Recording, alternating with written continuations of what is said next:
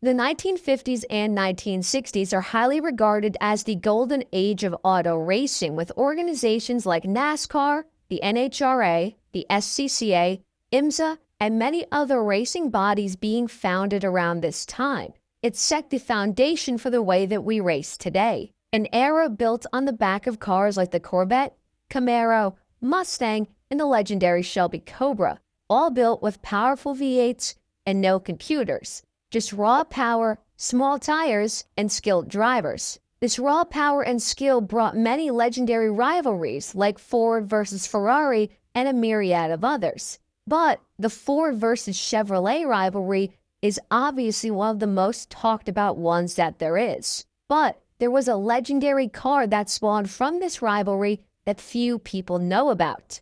Today, we are diving into the crazy story of the purpose-built 7-liter V8-powered Ford Battlebird race cars.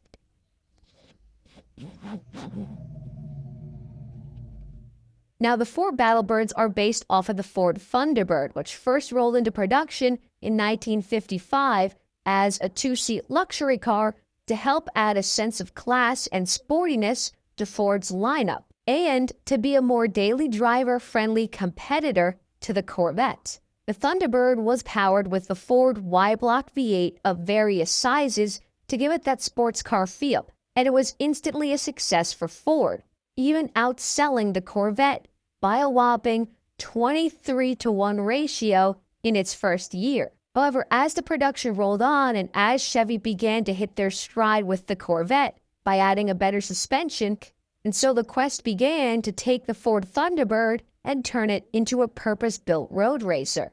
Tasked with building these new Thunderbirds was Peter DiPaolo Engineering, a race shop based out of Long Beach, California, which happened to be created and owned by, obviously, Peter DiPaolo, who had previously raced at the Indianapolis Motor Speedway as well as on classic board tracks all the way back into the 20s, and he was a well-respected name in the space. DiPaolo Engineering would be subsidized by Ford Motor Company to prepare multiple T-Bird prototypes to take to the track. With the help of famous race car chassis designers Frank Coons and Jimmy Travers, they were to go ahead and design and build these new T-Bird race cars to their liking to help dominate on the racing circuit. Now, initially, Ford sent 2 T-Birds to them to be built to compete at Daytona, and they were delivered in December of 1956. These cars happened to be 2 1957 model T-Birds with consecutive VIN numbers, being 265 and 266 respectively, with 2 more cars being sent to DiPaolo afterwards. However, these next 2 cars did not have the same chronological VIN theme. Each of these T-Birds started off as a C-code V8 optioned car in colonial white, which meant a 312 cubic inch Y-Block V8 and a 3-speed manual transmission. So with that all being said, we now have to go and kind of give you a quick overview of the Ford T-Birds that became the Battlebirds, since each one of them was modified in its own unique way to give varying levels of performance for different potential classes, with some cars being mild and others being absolutely wild. Now, some of the modifications that served as a baseline for all the cars included a stock car style suspension, including 2 shock absorbers per wheel, aluminum finned drum brakes, and lightweight Halabrand magnesium wheels wrapped with Firestone racing tires. Each car obviously also had its original interior fully gutted and was replaced with a single lightweight race seat, and the stock dash cluster was replaced with a 6-gauge instrument pod. To finish off the common modifications were dual fuel tanks and an oil cooler installed near the passenger door.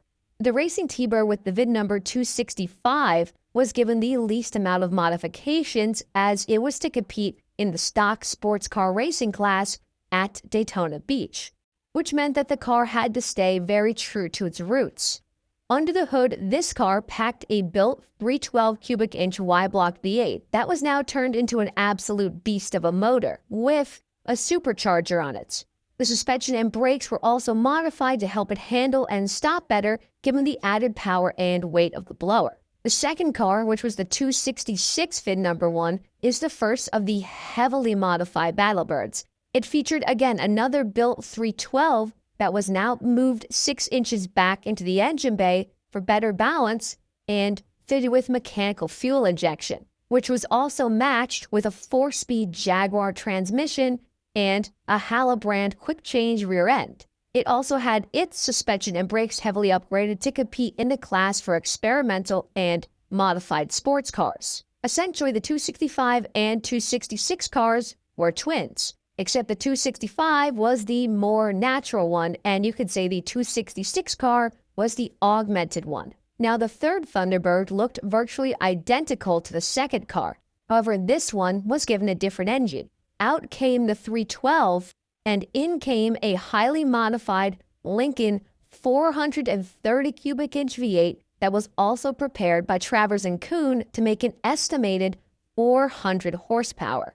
For these two heavily modified Thunderbirds, part of their secret sauce, so to speak, was to also go under the knife and take out weight from the steel-bodied Thunderbird to make their power-to-weight ratio that much better. Sheet metal masters Dwight Clayton and Dick Troutman used hand tools to craft lightweight aluminum panels for the doors, hood, trunk lid skin, firewalls, belly pads, headlight and taillight housings, side vent doors, and finally the passenger tonneau cover, which were all changed out and refitted to these T-Birds to improve the race weight. A beautiful head fairing was also added to help streamline the body for high-speed aero, and the windshield was replaced with race-ready plexiglass. Now, these two highly modified Battlebirds also included other chassis upgrades, such as a revised frame crossmember that was essentially just a lightweight tube, and new torque boxes that were added to account for any loss in rigidity stemming from the crossmember. And of course, they had to get the hole saw out to cut a few holes in the frame rails itself to save the car an extra couple pounds where they could. And the fourth and final Battlebird car was much like the first one. It was built to compete in the regular sports car class, so it maintained a more stock appearance, and its modified Y-block V8 was still given the very same suspension modifications as car number 1. With the 4 Battlebirds completed, they were now shipped down to Daytona Beach to run the speed trials on the beach course, plus an airport race in New Smyrna Beach. And one of these T-Birds, fitted with the supercharged 312, supposedly ran over 200 miles per hour before the engine decided that that was too much and perforated the block, which disqualified it from setting a record as it was unable to make a return pass. And with stock car driver Marvin Pantsch behind the wheel at the airport race in New Smyrna, the other T-Bird managed to place second right behind Carroll Shelby in the 4.9-liter Ferrari 410 Sport. With such great promise on the horizon, it seemed like the Battlebirds were about ready to embark on a racing run of a lifetime. Tragically, though, shortly following the final real test runs for the Battlebirds on track, the Automobile Manufacturers Association decreed that its members were to withdraw from all racing events in 1957, making these cars essentially obsolete and unnecessary before they ever got a chance to really experience real sustained competition. So shortly after, Ford would go ahead and sell the 2 heavily modified Battlebirds, as they were the only 2 cars that were unable to be returned to stock, and these cars would get sold into private hands, while the 2 cars that were mostly stock ended up being converted back into regular vehicles. Andy Houghton of Dearborn Steel Tubing Company had built many Ford cars in the past, and he actually was able to buy the 2 modified Battlebirds with the anticipation to continue their racing legacy. He even also bought the truck and trailer that Ford used to haul them to races. Those 2 cars were taken around the Midwest for the next few years, often leading Corvettes to the finish line when they were actually raced. See, while Ford themselves could not actually race them, that didn't mean that people stopped racing or that individual privateers couldn't race them either. The 430 cubic inch Lincoln Power Battlebird would eventually end up being destroyed, while the other 266 Vindbird would end up being sold to Ford racing legend Parnelli Jones, who would own it for several years before selling it to Gerald Popejoy in 1975. It was here where the car was on display at the 1978 CTCI convention before being put in storage all the way until 1992. The 266 Battlebird was then purchased by Robert Bo Cheadle, who had the car restored and eventually put on display at the AACA Museum in Hershey, PA. The last confirmed movement that I could find on the car was that it sold for $280,000 at the 2010 Sports and Classics of Monterey auction, marking a price on a truly historic and now one-of-one history piece in the world of automotive racing. And frankly, given other prices today, I think this car is worth a lot more than $280,000 now. The Battlebirds are another fascinating footnote in American racing history. And while their limelight may have been short, their footprint was left on the racing world, and it would help educate the next generation of performance sports cars.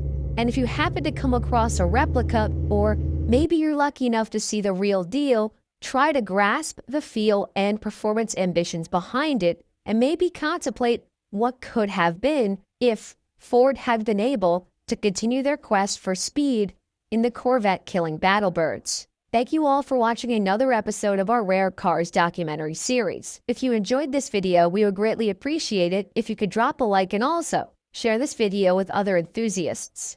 Also, please make sure that you are subscribed to the Rare Cars YouTube channel